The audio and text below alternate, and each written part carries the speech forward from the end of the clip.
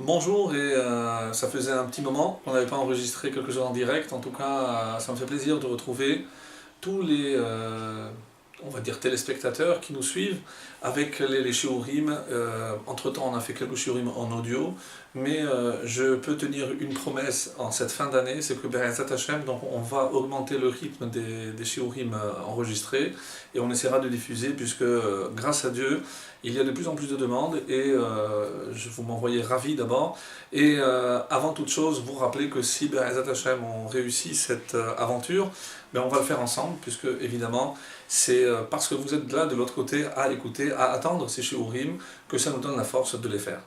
Et en effet, on va vivre maintenant que les derniers jours de cette année 5776. Un petit mot bien sûr sur deux grandes disparitions, certainement pas dans le même domaine, mais pour rappeler la mémoire de notre maître, Moreno Verabeno, Yosef Haïm ben Emassim Hassitruk, et que tous les shiurim de cette année servent pour l'élévation de son âme, qui je suis certain, avec tout le Zikuy Arabim, tout le mérite, toute la Torah qu'il a diffusée autour de lui, en France et ailleurs, que Be'ezrat Hashem, Dieu lui réserve une place très très très élevée là-haut.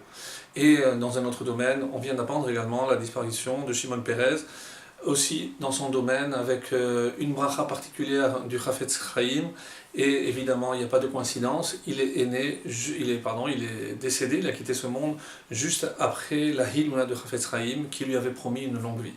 Voilà donc la force des paroles de nos maîtres qui s'appliquent et on le voit. Donc qu'on soit tous zorés, qu'on ait ce mérite d'abord d'entendre les paroles de nos maîtres pour les suivre et que Dieu fasse qu'on trouve la force d'aller toujours de l'avant. En tout cas, comme je le disais, donc se termine cette année 5776 et on doit envisager maintenant cette nouvelle année qui démarre à l'horizon 5777 avec ce qu'elle va apporter, en tout cas comme on va le souhaiter en cette prière de Achot Ketana, Tachel Shan Orbitroteha, que l'année commence avec ses bénédictions. Alors, d'abord, un petit message par rapport au nom de la fête. En effet, tout le monde sait que cette fête porte le nom de Rosh Hashanah, la tête de l'année littéralement. Mais ce n'est pas un nom que l'on trouve dans la Torah. La Torah, on trouvera deux noms, deux appellations, Yom HaTeruah, le jour de la sonnerie, et Yom HaZikaron. Yom HaDin n'apparaît pas non plus. Donc dans la Torah, il n'y a pas cette notion de jugement. C'est vrai que la Torah orale dira qu'en ce jour de la création de l'homme, donc la date anniversaire de l'homme, toutes les créatures se présentent devant HaKadosh Baruch Hu. Donc de là, évidemment, un clin d'œil à l'humanité tout entière, parce que si c'est la date anniversaire de la création de l'homme, donc c'est l'homme qui doit rendre des comptes de son comportement passé et surtout des engagements dans cette année à venir.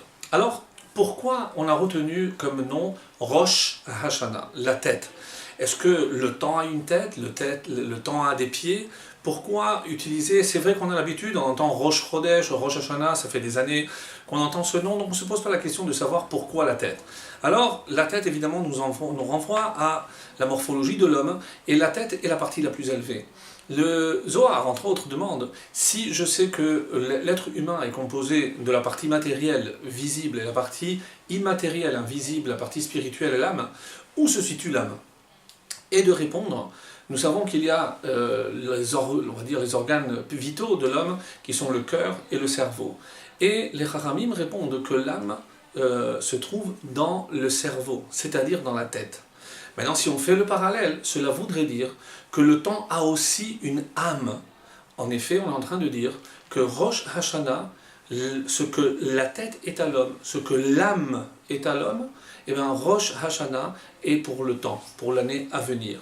Alors, évidemment, on peut comprendre l'importance de ce temps crucial où tout va se jouer. Comme disent nos maîtres, les messages de Dieu sont comme des rayons. On voit comme des flashs. Tout est concentré. Et où on le voit de la meilleure manière, puisque la vie elle-même vient d'un flash, c'est-à-dire là où tout est concentré. Toute l'année à venir est concentrée dans ces 2 jours. Tout ce qu'on va faire pendant ces 2 jours est d'une extrême importance. On doit éviter de dormir, on doit parler positivement, ne pas s'énerver, pas de paroles futiles. Pourquoi? Parce que tout va être Hakol Holer Achar Harosh. Tout procède du début ou alors tout suit la tête. Lorsque la tête va, tout va. Si on s'investit dans ce début d'année de manière à comprendre l'importance de tout ce que l'on va faire pendant ces 2 jours, et en terminant bien sûr par un mot, la mitzvah du jour, écoutez le shofar. Ce son, ce bélier qui nous rappelle notre passé et qui nous projette dans le futur. En effet, notre passé, comme on va le lire, c'est la ligature de Yitzhak, la Akedat Yitzhak, là où un homme a tout donné pour suivre Hachem. Où est-ce qu'on va réentendre ces Matan Torah, où on a été prêts, nous tous, en tant que peuple, à suivre, et où est-ce qu'on va le réentendre à la fin des temps avec la venue du Mashiach. Donc, à quoi doit-on penser quand on entend le shofar? Eh bien, à se soumettre, à faire la volonté d'Hachem, et avec cette volonté de faire, comme dit le Rav Dessler, Retzon ha'adam hu mahuto, la volonté de l'homme, c'est ça son essence. Alors travaillons sur cette volonté et qu'Hachem exauce toutes nos tefilot.